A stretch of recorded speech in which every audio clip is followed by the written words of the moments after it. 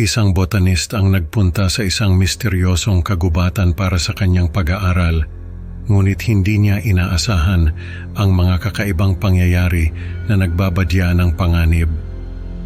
Sa gitna ng mga bulaklak na biglaang namulaklak at mga sinaunang ukit sa lupa, unti-unting naramdaman niya ang presensya ng mga anito na tila nagagalit sa kanilang pagdating. Habang tumatagal ang kanilang pananatili, isang tao-tao figure ang nagpakita sa kanyang tent, tanda ng paparating na panganib. Ano kaya ang mangyayari sa botanist at sa kanyang mga kasama sa kagubatang ito na puno ng lihim at misteryo? Botanist po ako na nagtatrabaho sa isang research facility dito sa atin sa Pilipinas. Noong 2019, may pinag-aaralan akong mga halaman sa isang kagubatan na hindi ko na lang babanggitin ang pangalan. May isang lugar doon na parang research site ng mga botanist at biologist na katulad ko. Matagal na siyang ginagamit ng mga scientist, kaya hindi ko alam kung bakit nangyari ang mga bagay na naranasan ko doon. May mga dala akong mga kagamitan na gagamitin ko sa pag-aaral ng mga halaman. Ilang araw din akong mananatili doon, kaya may dala akong tent at mga pagkain.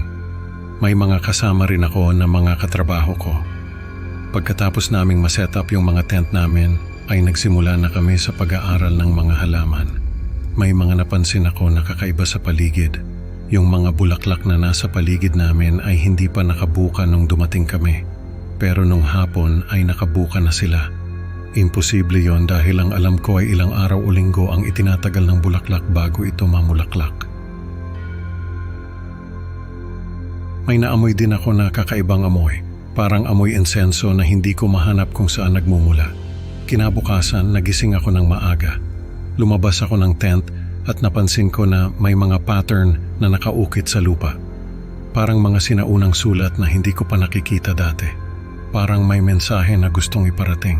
Hindi ko maipaliwanag pero parang may koneksyon ito sa mga kakaibang nangyayari sa paligid. Tinanong ko yung mga kasama ko kung sila ba ang gumawa noon, pero hindi rin daw nila alam kung saan galing yon. Sabi ko sa kanila na baka mga prank lang yon ng ibang mga scientist na gumagamit ng lugar na yon.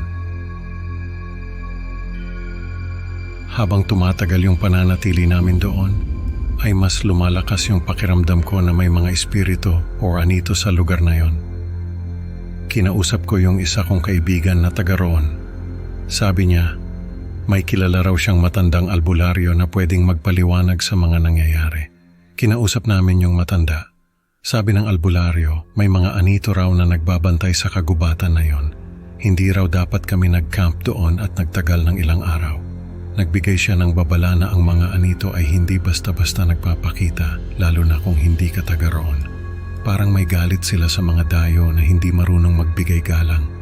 Ramdam ko yung bigat ng babala niya, parang may panganib na nag-aabang. Ang mga anito raw ay nagagalit sa amin. Nagbigay siya ng babala na kung may makita raw kaming tao-tao figure sa paligid ng tent namin, ay dapat daw kaming umalis agad dahil nagbabadyayon ng panganib. Kinagabihan, hindi ako nakatulog ng maayos. Lumabas ako ng tent para umihi. Pagbalik ko, nakita ko sa gilid ng tent ko yung isang tao-tao figure. Parang nililok na tao na gawa sa kahoy, pero may kakaibang ukit sa mukha. Parang may mensahe o babala. Naalala ko yung sinabi ng albularyo, na ang pagkakita sa tao-tao ay tanda ng panganib. Parang sinasabi nitong may nagmamasid sa akin at hindi ito basta-basta. Pinulot ko yung tao-tao at pinakita sa mga kasama ko. Sabi ko sa kanila na kailangan na naming umalis, pero sabi nila, baka raw pinagtitripan lang ako ng ibang tao na gumagamit ng lugar na yon. Sabi ko, kung ganoon nga, ay dapat nilang aminin sa akin dahil natatakot na ako, pero hindi nila inamin. Kinabukasan nagdesisyon ako na umalis na, pero pinigilan ako ng mga kasama ko. Sabi nila, sayang daw yung mga pinag-aralan namin kung hindi namin matatapos. Sabi ko, sige. Pero kapag may nangyari pa ulit na kakaiba ay aalis na talaga ako. Kinagabihan, narinig ko yung mga bulong.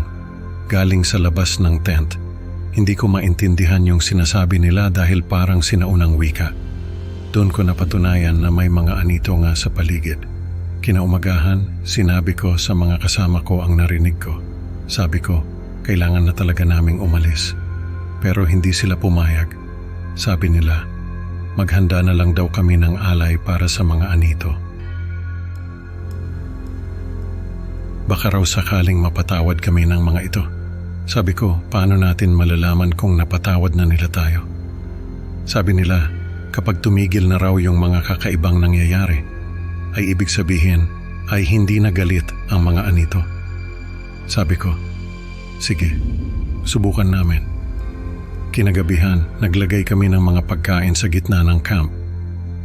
Nagdasal kami at humingi ng tawad sa mga anito. Biglang bumuhos yung napakalakas na ulan. Nagkanya-kanya na kami ng takbo sa mga tent namin. Nung nasa loob na ako ng tent ay naramdaman ko na may nakatayo sa labas. Nakikita ko yung anino niya, napakalaki niya. Halos matakpan niya yung buong tent ko.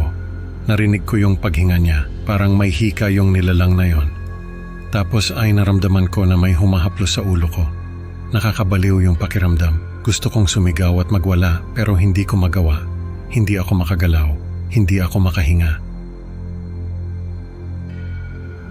Naramdaman ko na may humawak sa ulo ko, parang dinudurog yung bungo ko. Sobrang sakit, akala ko mamamatay na ako. Nagising ako kinabukasan, nakatulog pala ako. Wala akong sugat pero ramdam ko yung sakit sa ulo ko. Lumabas ako ng tent. Maganda na yung panahon. Parang walang bagyo na nangyari. Sabi ko sa mga kasama ko, uuwi na ako. Bahala na sila kung gusto pa nilang manatili doon, pero ako ay uuwi na. Simula noon ay hindi na ako bumalik doon sa kagubatan na yon. Hanggang ngayon, dala-dala ko pa rin yung takot at kaba na naramdaman ko nung huling gabi ko doon. Parang may nagbago sa akin na hindi ko maipaliwanag. Parang mas naging maingat ako sa mga bagay na hindi ko nakikita.